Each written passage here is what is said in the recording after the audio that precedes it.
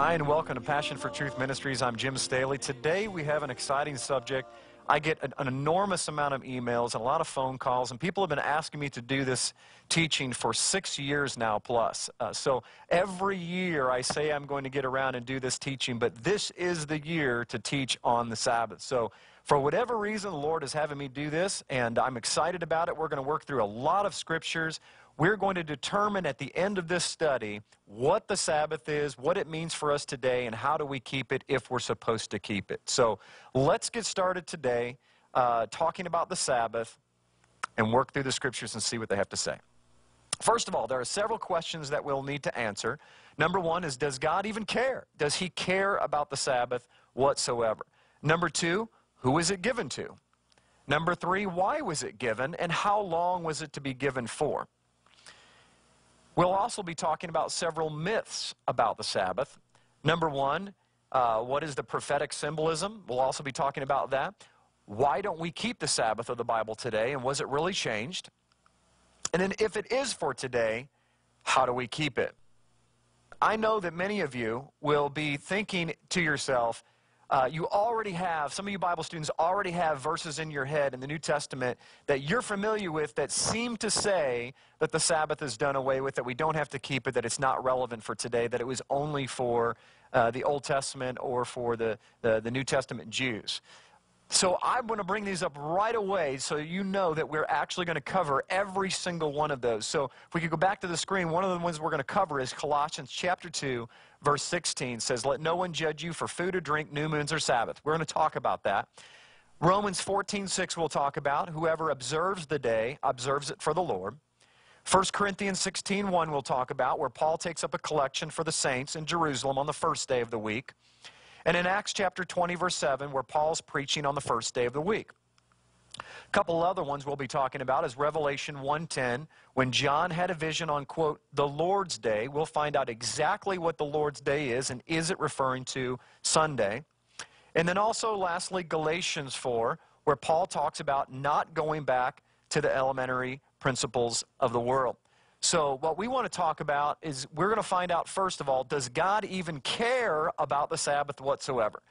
So before we can go any further, it's a relevant question to answer, because if he doesn't care, if the creator of the universe, Yahweh, does not care about the Sabbath, then we don't need to go any further in our study. So we're going to determine that right up front.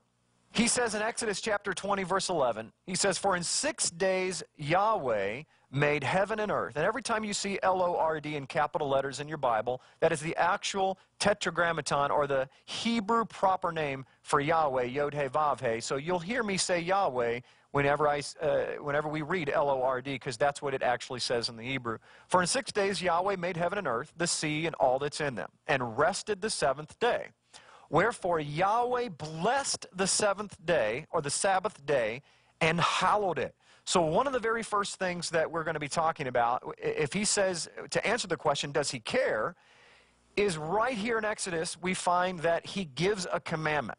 So it's really almost a silly question, although we're going to work through it, we're going to get the answer to it, to ask the question, does he care about something that he said is a commandment, is like me telling one of my 5 daughters to clean your room on Thursday night, and have them ask, well, does Daddy really even care if we clean it at all?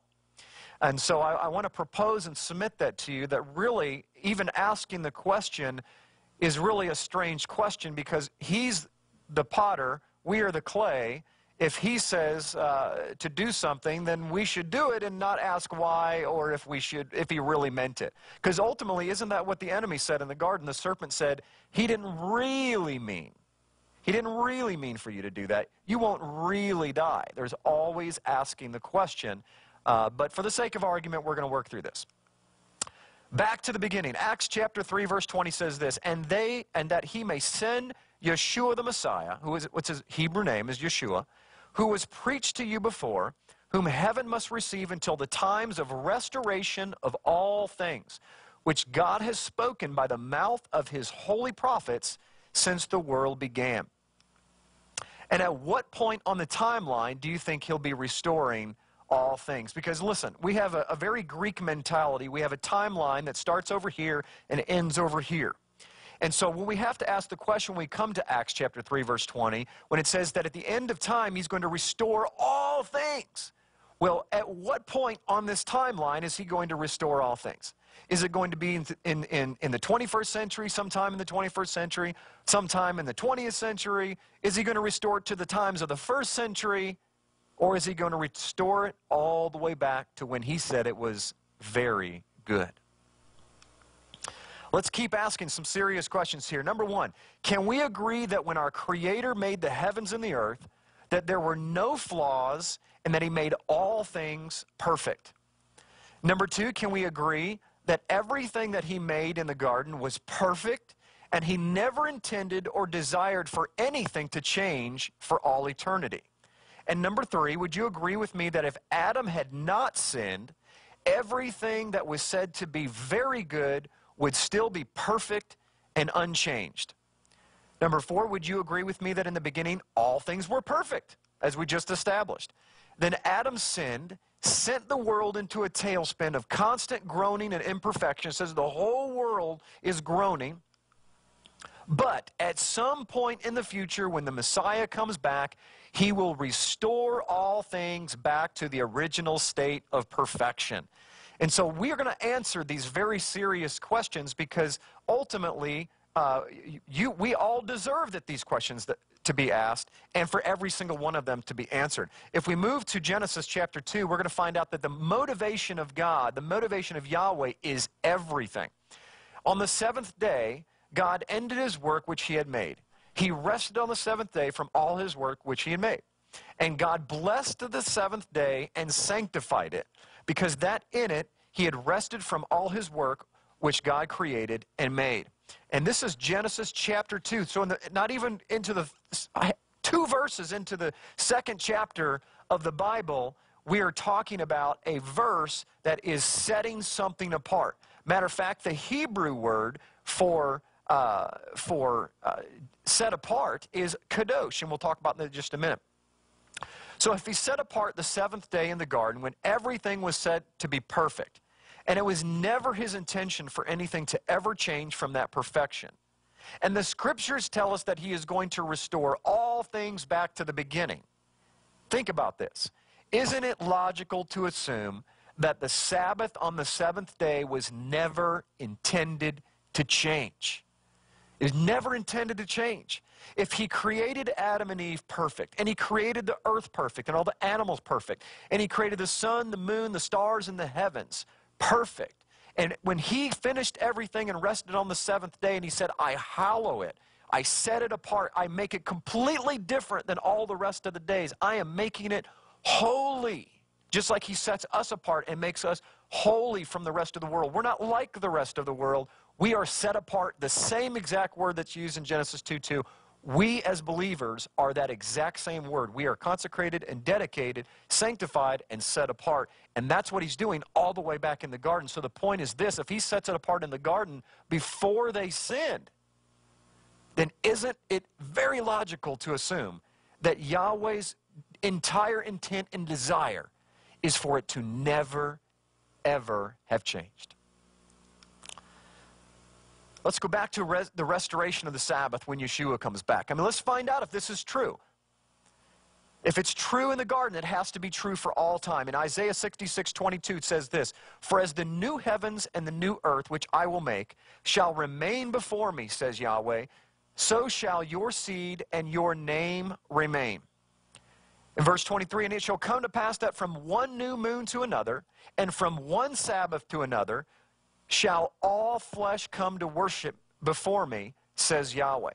Now, the reason why this is so critical of a verse in Isaiah 66 is because this is when the Messiah is coming back. This is literally in the Messianic reign. This is the 1,000-year millennial reign of the Messiah.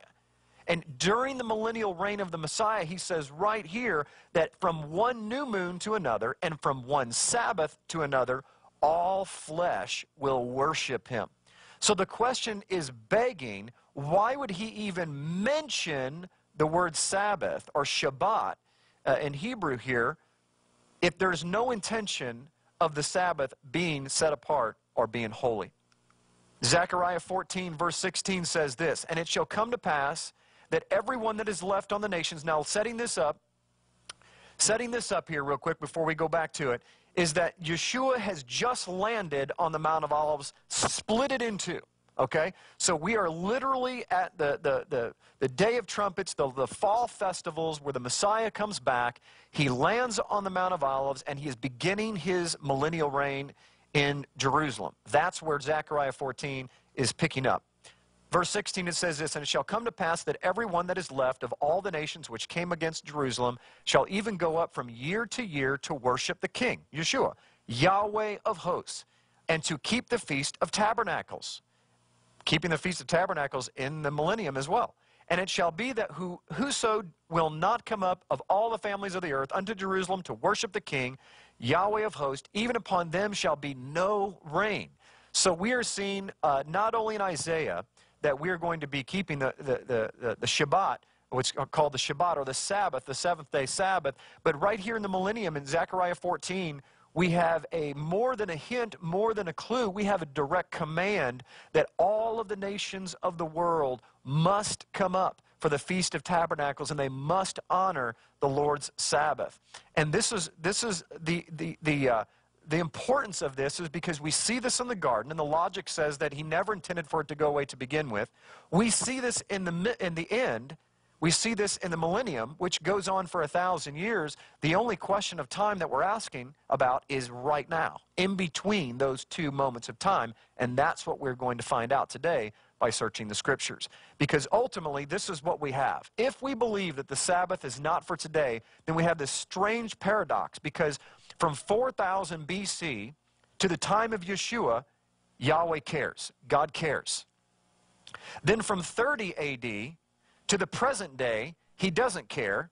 And then when Yeshua comes back for the next 1,000 years, he cares again. So he cares, he doesn't care, and now he cares again. And so we have to determine, is this logical? Is this a logical God that says, I don't change, I will never change, I'm a God who is a jealous God, I want you to worship me and do it my way, and I want you to use faith, and I will give you the faith as I send my Spirit to help you. But is it logical for him to make a law, says it's eternal, repeal it, and then bring it back? Or could it possibly be that we've misunderstood this part? Let's see. Bottom line is this. He cared in the garden. He cares when his son comes back. He says that the seventh-day Sabbath is forever. It's logical to assume that he still cares. But we're going to test this theory and find out if it actually holds water in the next 30, 40 minutes. So some common myths about the Sabbath. Number one of the most common myths by far that people email me or they'll talk to me about is, Jim, the Sabbath was given only to the Jews. We'll talk about that. They also say that it's the Christian Sabbath is on Sunday. The Jewish Sabbath is on Saturday. I just had someone last week, even in my own family, that said, Jim, the Sabbath, the Jewish Sabbath is on Saturday, but the Christian Sabbath is on Sunday. Well, we have a major scriptural problem with that because that's two laws. One for the Jew, one for the Gentile, when we don't have time to go into it, but in Deuteronomy it says that I will have one law for the Jew and the Gentile. One people, one law, one God, one Messiah, one land. Number three. Most common myths about the Sabbath is it ended at the cross and was not reestablished in the New Testament. Number four, Paul taught against the Sabbath. We're going to find out whether that's true or not as well. And also the New Testament church kept the Sabbath on Sunday. And that is very, very common. So let's start off with myth number one. It was only given to the Jews. First of all, we need to determine where did the term Jew even come from. Well, it's very important to understand this before we go any further, because this is probably by far one of the biggest misconceptions of the entire Bible, and I'm going to talk a little bit about it a little bit later, is that there is the Old Testament, which is for the Jews, and the New Testament is for the Christians. Well, it's very important to remember that the word Jew comes from the term Judah, which is the tribe of Judah. And it's also not only the tribe of Judah, but it's also the southern kingdom. You have the northern kingdom, which was called the house of Israel, and the southern kingdom, which was called the house of Judah. Over time, eventually, the house of Judah became known as, the Jews. And so that's why we have Jews today, is because the Jews came back from captivity in for 70 years in Babylon back in 586 BC, where the northern kingdom never came back. They assimilated into the nation. So today, the word Jew can mean Israel, but Israel of the Bible is all 12 tribes. So matter of fact, in that line of thinking, how many tribes of Israel were present at the base of Mount Sinai when the commandments were given? This is really important, because if we say that the Sabbath was only given to the Jews, then what we're saying is that the only tribe, the only kingdom that was at the base of Mount Sinai was the house of Judah, or Judah themselves. There had to be no other tribes at the base of Mount Sinai if it was only given to the Jews, because that's what the term Jew means, okay? There were 12 tribes at the base of Mount Sinai. All 12 of them were there. So clearly, he did not give it only to the Jews. He gave it to all of the sons of Jacob, Yaakov, or Israel. And that's the biblical answer to who did he actually give it to. He gave it to all the sons of Israel. The third question that we need to ask is this: how many would end up being considered Jewish? And we just answered this, that there was the southern kingdom that ended up being Jewish, which ended up being comprised of Judah, Benjamin, and a little bit of Levi. So that, if you were in the southern kingdom, eventually you became Judah, or Jewish. All the rest of them were from the northern kingdom: Asher, Dan, Naphtali. All of those are not Jewish. So if you're from the north, if there were such thing as a Danite today, they would be called a Danite. They would not be called Jewish. Even if they kept the Sabbath, all the feast days, and the entire Torah, they could not be called Jewish because they're not from the southern kingdom. They were from the northern kingdom. If anything, they'd be called a Ephraimite or an Israelite, a Hebrew. That would be probably a more biblical, accurate explanation of those that are from the northern kingdom. And so what was the purpose of Israel? Isaiah 42:6. This is really important. I, Yahweh, have called you in righteousness and will hold your hand. I will keep you and give you as a covenant to the people, as a light to the Gentiles. Does that sound familiar? Because in Matthew chapter 5, Yeshua says the very same thing. He says, I am the light to the nations. And then he turns to his disciples and he says, now you are the light to the world. You see, that wasn't just a brilliant stroke of genius that he came up with. He's literally keeping the same message that he had from the very beginning of time, all the way till the time where he gives these instructions. It's the same instructions that his father gave Israel to begin with, is that I want you to be a light to the nations. Now think about this for just a moment. If Israel is a light, that means that there are people in darkness. And so what happens if people are in darkness and they can't see, and you see a light? Picture yourself in your dark bedroom and you get up in the middle of the night. What is normally the very first thing that you're going to gravitate towards so that you can not bump into the walls? You're going to find the first light. Your eyes are going to be attracted and gravitate towards light, because where there is light, you can see.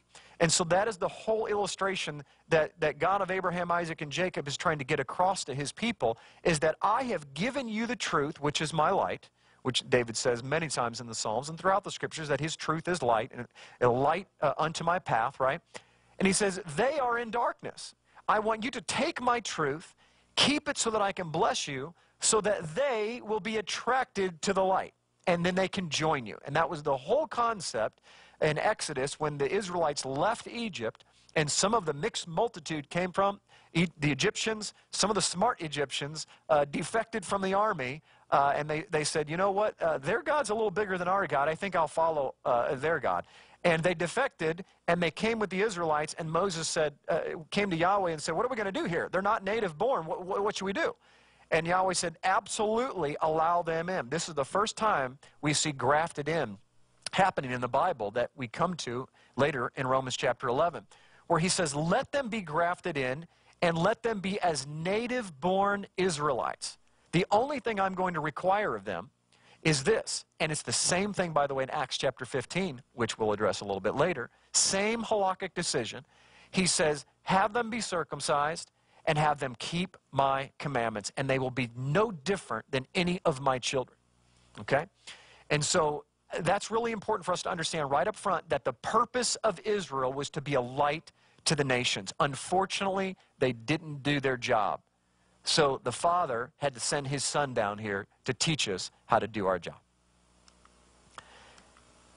Deuteronomy chapter 4 says, I have taught you decrees and laws as the Lord my God commanded me, so that you may follow them in the land you are entering to take possession of it. Observe them carefully, for this will show your wisdom and understanding to the nations, who will hear about all these decrees and say, surely this nation is a wise and understanding people. What other nation is so great as to have their gods near them the way Yahweh our God is near us whenever we pray to him? And what other nation is so great as to have such righteous decrees and laws as this body of laws I'm setting before you this day? So think about this. We have the Great Commission idea in Christianity where we spend millions of dollars and we go out and we tell everybody about Jesus and you got to do this and you got to do that. And we try our best with most creative ways of audio, visual, and pamphlets and, little tracts and videos and all of these things to try to get people to see the gospel, to try to make it the most attractive thing possible. But the very first Great Commission was this. It was, keep my commandments, and I will bless you so much that the nations will come to you. You won't have to go to them because they will see that they're in the dark, that they're not being blessed, that you're the ones that have rain on your land, that you're the ones that are not hungry, that you're the ones that are being blessed in every way known to man, and they're going to come and find out that what an incredible God that you have that has such amazing and marvelous decrees and statutes. Tell us about your God. Now, wouldn't it be nice if you had people knocking on your door asking you, tell us, how are you doing it? How are you so blessed? Why are you so happy? Why are your marriage so happy? Why are your kids so good? And you have the opportunity to tell them. See, I'm going to suggest to you that one of the biggest problems that we have in religious Christian circles today is that there's not enough meat on the bones.